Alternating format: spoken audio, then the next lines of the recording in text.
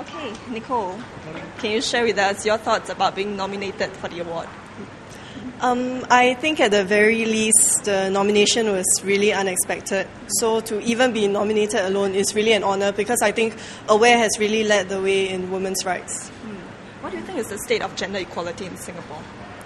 Well, I wouldn't say it's as extreme as other countries. I think we've come a long way in terms of really pushing for gender equality. But I do think that, in the urbanized society that we are, I do think that we can afford to go one step further. So even for women, it would be great if they didn't have to drop their career ambitions or their political ambitions, to perhaps start a family on the wayside and, they can just do all these things at one go. I think if we can allow women to do that, give them the space to achieve what they want personally, I think that to me would truly be gender equality. I think one key thing that I've always been concerned about is really the benefits that you give to single mothers. I do feel that they tend to lose out compared to what you would call traditional nuclear family units, and as a result, their children tend to suffer the consequences of it, not as a result of anything wrong that they've done. So this kind of impedes upward social mobility. So I think a lot more can be done for single mothers.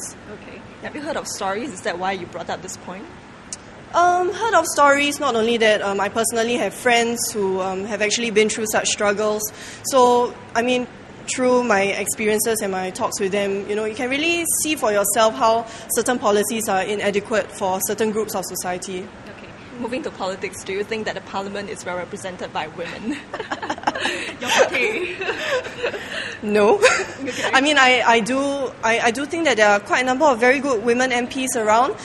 One key person would definitely be Miss Sylvia Lim.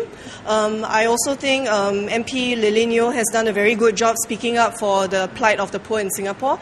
But that said, I do think that women lend a more nurturing touch to politics, so it would definitely be great if we could have a more equal representation of women in politics as compared to men.